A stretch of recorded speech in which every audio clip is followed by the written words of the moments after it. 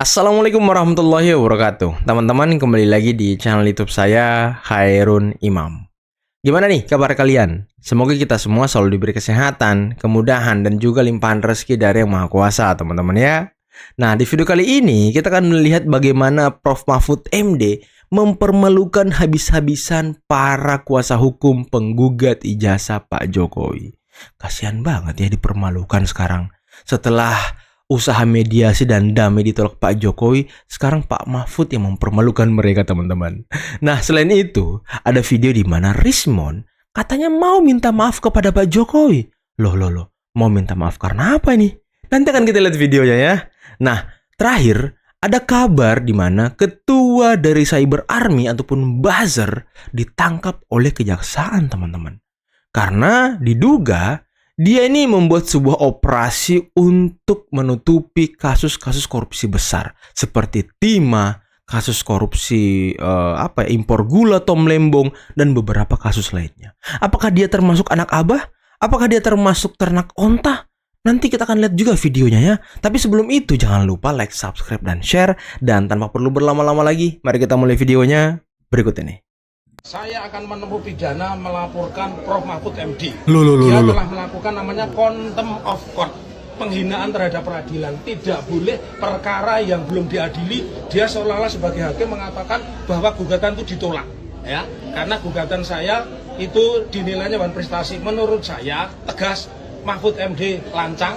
Yang kedua, dia melakukan penghinaan terhadap peradilan. Dan saya akan menempuh upaya hukum. Nah, upaya hukum karena ini undang-undang ITE ada dua. Teori locus delicti-nya, kalau undang-undang ITE, kebetulan saya kan menulis buku tentang ITE, saya sangat menguasai. Asik, ada teori menguasai, tentang ya kan? locus delicti itu berdasarkan uploader dan downloader. Uploader itu berarti di mana Mahfud itu bicara, ya. Downloader itu berarti di mana saya mendengar. Nah, untuk ringan saya bisa laporkan Mahfud itu di Surakarta atau Mahfud MD itu di Jakarta. Bentar teman-teman, sebelum kita lanjut ke Pak Mahfud ya. Ini kuasa hukum penggugat Pak Jokowi sepertinya sudah mulai pusing dan stres. Dan sekarang mencari kambing hitam baru dengan mau melaporkan Pak Mahfud. Setelah usaha damai dan usaha mediasi ditolak mentah-mentah Pak Jokowi, mereka mulai ketar-ketir, teman-teman. Dan kalau nggak salah, dia juga kemarin yang bilang kalau data-data Pak Jokowi di website KPU itu hilang, teman-teman. Padahal nggak hilang. Di tahun 2019 di website KPU memang nggak ada datanya sama sekali. Mau itu Pak Jokowi, mau itu Pak Prabowo, mau itu Pak Sandiaga Uno, mau itu Pak Ma'ruf Amin, nggak ada, teman-teman. Dan ya mungkin orang-orang yang sudah mulai pusing kebingungan ngomongnya suka ngelantur kali ya. Karena komentar Prof. Mahfud ini dilontarkan ketika proses gugatan ini sedang berlangsung, sehingga dianggap akan mempengaruhi jika ada masyarakat yang juga ingin mengajukan gugatan yang serupa, Prof. Nggak tahu, saya urusan dia. Kan saya mengomentari perkara yang sudah diputus. Betul. Yang dikatakan sendiri oleh Rizal Fadila bahwa kami ditolak, maka saya ketabrak arahkan motor ke itu ya pidana kan? saja, kan gitu. Dan sekarang udah benar, ke pidana saja. Tetapi kawan ini menangkap bahwa pandangan Prof ini mempengaruhi hakim, Iya. sehingga perkara Bukan. yang dia lakukan Kalau cuma itu, mempengaruhi hakim netral ya, ya terserah aja orang berpendapat. Tapi dia mengatakan, Mahfud mengatakan perkaranya Taufik ini akan ditolak. padahal tidak pernah ada. Saya nggak tahu kalau dia gugat kayak apa gitu, itu perkara lokal kecil gitu. Dan Taufik itu siapa gitu. Taufik itu siapa katanya? Gitu ya. Mau nebeng tenar. Mungkin. Nebeng Tapi tenar, ya begini, kan? bukan soal itu. Iya, iya. Kalau itu sih nggak terlaluan saya. Orang ini, Mas Don Bosco, ternyata nggak tahu ilmu hukum. Wow. Coba bayangkan Anda dengar, Ah. Mahfud akan digugat contempt of Contempt of court. ke Ah. peradilan pidana. Akan saya pidanakan. Bodoh dia itu. Nggak Bodoh dia tuh. Aduh. Jadi hukum pidana kita tuh contempt. Apa landasan hukumnya? Nggak ada. Nggak ada seperti itu. Contempt of court itu etika. Astaga. Iya. Bukan pengadilan pidana. Itu ada di undang-undang. Contempt of court itu misalnya sedang sidang, Sedang sidang. jaksa pengacara Pengacara. naik ke meja. Oke, Daus kemarin. Bentar teman-teman. Ini Pak Mahfud kalau ngomong kadang-kadang tajam juga ya. Dibilang nggak ngerti hukum lah, bodoh lah. Kan ancaman penjara, Joko Widodo ya. Ancaman nyawa pun saya hadapi. Waduh, Karena saya pegang keilmiahan. Anda boleh berbohong di Indonesia ini. Ya. Saya salah, saya tinggal minta maaf sama Pak Jokowi. Maaflah Pak Jokowi. Walaupun saya ahli bisa salah. Walaupun saya ahli bisa salah ya. Semua orang bisa salah, Pak. Tapi ya, Anda kemarin langsung menyebut kalau ijazah Pak Jokowi palsu, menuduh. Ya, berbeda dengan Anda. Ya, Rismon ini kan kemarin kita sudah mengulik kalau ijazahnya ya apakah palsu dan diduga palsu, teman-teman. Karena dari penjelasan tim FGD dari Joshua MC Nambela sudah melakukan investigasi terhadap hal itu. Dan ditemukan beberapa fakta bahwa ya seperti yang saya jelaskan di live kemarin, tidak ditemukan, teman-teman ya, tesis dan juga disertasinya. Ini kan sangat-sangat mengejutkan gitu, sangat-sangat mengagetkan. Dan ternyata respon masyarakat terkait dengan munculnya kasus dugaan ijazah palsu Rismon itu ramai sekali, entah itu di Facebook, di Twitter, di YouTube dan lain sebagainya, di TikTok. Waduh, ini luar biasa, teman-teman. Yang pertama, kami tadi sudah mengkonfirmasi kepada penyidik Polda Metro Jaya bahwa klien kami belum bisa menghadiri panggilan untuk melakukan klarifikasi atas undangan yang disampaikan oleh Polda Metro Jaya. Kenapa tuh? Kriminal umum pada hari ini. Kenapa tuh? Dikarenakan qadarullah kecelakaan, ditabrak motor. Jadi ada panggilan, qadarullah mau hadir tapi kecelakaan. Dan saya langsung ingat Ratna Sarumpait, langsung ingat siapa? Setia Novanto yang pas mau dipanggil polisi langsung kecelakaan tiba-tiba, teman-teman. Aduh, semoga motornya baik-baik aja ya. Sampai hari ini sakit, ditabrak motor. Kemarin malam. Ya, kemarin malam kecelakaan, ditabrak motor sehingga udah tua ya kan, aki-aki. Untuk datang begitu. Itu yang pertama terkait ketidakhadiran klien kami yang bernama Rizal Fadila. Dan perlu kami sampaikan kepada seluruh masyarakat bahwa kami tidak hanya menjadi kuasa hukum Bung Rizal Fadila, tapi juga sebagaimana deklarasi yang sebelumnya sudah kami sampaikan di Gedung Joang, kami juga menangani Dr. Tifa, Dr. Rismon Hasyolan Sianipa, dan juga Dr. Roy Suryo. Waduh. Supaya lebih jelas ujung pangkal dari persoalan ini seperti apa. Ya.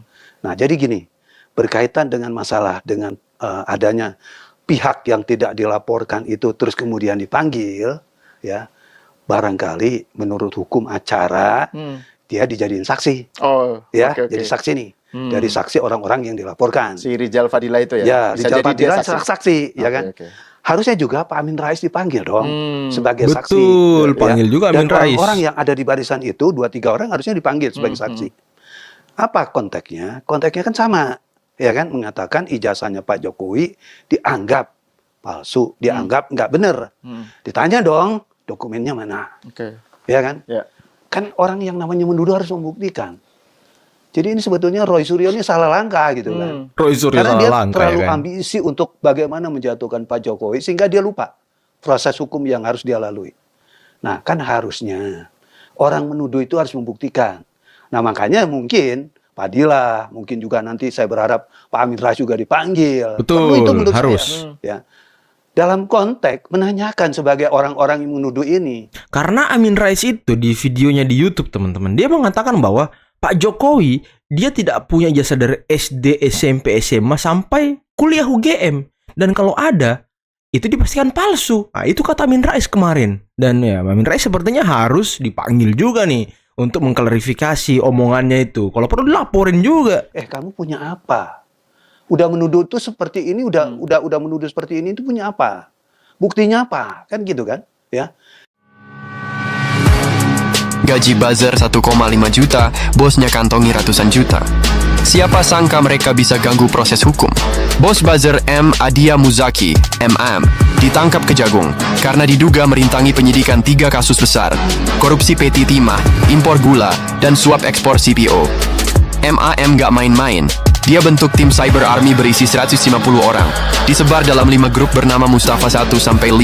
Semua diarahkan untuk sebar narasi negatif dan menyerang Kejagung lewat media sosial. Setiap buzzer dibayar 1,5 juta rupiah, sementara si bos kantongi total hampir 865 juta dari aksi ini. Mereka diduga bekerja bareng tokoh lain seperti Marcella Santoso, Junaidi Saibih, dan Tian Bahtiar untuk manipulasi opini publik dan lindungi pelaku korupsi lewat dunia maya. Wow, ngeri banget ya. Wah, siapa ini? Kalau dari belakang sih kayak Tom itu ya, Tom Lembong. Yang jadi pertanyaan, Kalau satu orang bisa gerakan 150 buzzer buat ganggu hukum, berapa banyak pasukan digital lain yang masih tersembunyi? Yuk, lebih kritis sama konten yang kita konsumsi dan jangan gampang terpancing narasi. Menurut kalian, ini ancaman buat demokrasi atau sekadar kerjaan buzzer bayaran? Drop pendapat kalian di kolom komentar. Ya ini seperti kata Pak Prabowo ya, kok ada gitu orang yang dibayar untuk melindungi koruptor, untuk membela koruptor. Dan ketika Tom Lembong ditangkap, sampai proses-proses peradilannya, itu kan banyak buzzer-buzzer di X yang membela Tom Lembong dan menyudutkan kejaksaan. Ya mungkin orang-orang dia lah ini ya. Tadi apa katanya? Ketua Cyber Army. Ketua Cyber Army. Kok saja diteringat dengan Muslim Cyber Army ya? Hari ini Roy Suryo, Rismon, Rizal Fadila, ya Tifa dipanggil ya sebagai proses hukum pelaporan dari Forum Pradi maupun oleh Pak Jokowi sendiri ya. Ini udah mulai berjalan. Nah itu cukup repot kan, dipanggil hari ini. Dan informasinya aki-aki ya, Rizal Fadila itu tidak hadir karena katanya aki-aki malamnya ditabrak motor, informasinya seperti itu gitu ya. Ya kan, makanya jangan stres-stres lah nyebrang jalan ya, kanan kiri tengok, kanan kiri. Iya, ya, jangan ngelamun. Teman-teman kalian kan garang gitu ya, mental kuat, ya udah hadapin aja gitu. Betul, hadapi dengan stres. senyuman. Ya, itu kan stres yang dibuat oleh diri kalian sendiri, gitu ya. Nah, ini juga berita menarik ya. Jadi ketua cyber ya dari kubu sebelah itu ketangkep loh, karena dia mengorganisir ya berita-berita kepada 150 buzzernya ya untuk menjelekkan Kejaksaan Agung. Kenapa Hasan Nasbi kembali lagi menjadi kepala PCO? Tepat 1 minggu setelah dia mengumumkan pengunduran dirinya, Pak Hasan kembali mengumumkan kalau ia diminta untuk tetap menjabat oleh Presiden Prabowo sebagai kepala kantor komunikasi kepresidenan. Kira-kira nih, kalau menurut lo, apa ya alasan Pak Prabowo? Penasaran? Nonton sampai habis. Gue bantu ringkasin. Saya mau bicara tentang the greatest comeback di politik. Kembalinya Hasan Nasbi ke lapangan. Sebutin coba. Liverpool AC Milan 2005. Barca PSG 6-1 2017. Semua comeback ini kalah sama comebacknya Hasan Nasbi. Udah sama Presiden Prabowo sendiri yang mengakui kalau komunikasi pemerintahannya kurang bagus. Dan dia ngaku juga kalau itu adalah tanggung jawab dia. Ya itu kepleset lidah kalau kata Pak Prabowo ya kan. Tiba-tiba orang yang sempat bikin komunikasi pemerintahan makin buruk lagi, sekarang malah kembali diminta menjabat. Nyatanya minggu lalu sempat ada pertemuan antara Hasan dan Prabowo, tapi yang minta Hasan comeback secara langsung adalah Mensesnek Prasetyo Hadi dan Seskap Teddy. Prabowo cuma nitip untuk memperbaiki komunikasi. Hasan bersedia sebagai bentuk loyalitas ke Prabowo dan tanggung jawab sebagai anak buah. Luar aja, biasa buat yang ya. lupa, pas ngundurin diri, Hasan bilang ada persoalan yang sulit untuk ia atasi sendiri. Kini Hasan bilang kalau Seskap Teddy dan Mensesnek Prasetyo telah bersedia membantu dia menyelesaikan semua persoalan itu. Tapi ya, apa kabar sama 3 orang yang sempat ditunjuk langsung oleh Prabowo buat jadi jubirnya? Salah satunya adalah Mensesnek Prasetyo Hadi sendiri. Sekarang gini aja deh, ini ibaratnya udah ada 4 jubir plus 1 kantor PCO. Harapannya cuma 1, tolong jangan blunder lagi. Udah, itu aja. Gimana kalau menurut lo soal comebacknya Hasan Nasbi? Ya kalau soal comebacknya Hasan Nasbi sih ya pasti sudah banyak yang nggak seneng teman-teman ya. Utamanya barisan tempe, barisan apa rakyat sipil yang kemarin mendesak Hasan Nasbi mundur. Karena apa teman-teman? Ini luar biasa ya. Kalau saya melihat komunikasi Hasan Nasbi ini luar biasa loh. Dia ngomong kemarin soal kepala B2 itu ya kan. Ya terbukti viralnya B2 itu menenggelamkan isu terornya, menenggelamkan isu pembungkamannya. Malah yang dibahas sama netizen dan jagat maya itu adalah persoalan omongan Hasan Nasbi. Nah ini berarti Hasan Nasbi berhasil meredam isu pembungkaman. Nah ini kan luar biasa teman-teman. Dan para koalisi masyarakat sipil dan tempe ini hanya mendesak Hasan Nasbi dimundurkan. Nah ini menurut saya ya sebuah keberhasilan dari Hasan Nasbi mendrive komunikasi politik dari pemerintah. Nah dia menjadi tumbal teman-teman. Wah ini luar biasa sih Hasan Nasbi. Memang si jam terbang dan juga pengalaman tidak bisa dibohongi ya. Saya sangat senang dengan Bung Hasan Nasbi teman-teman. Dan saya kemarin salah satu orang yang sangat kecewa ketika dia mundur. Karena ya Bung Hasan ini, wah saya kalau mendengar podcast dia, mendengar pendapat dia itu sangat luar biasa teman-teman. Apalagi terkait dengan DFK itu ya, disinformasi, fitnah dan kebencian.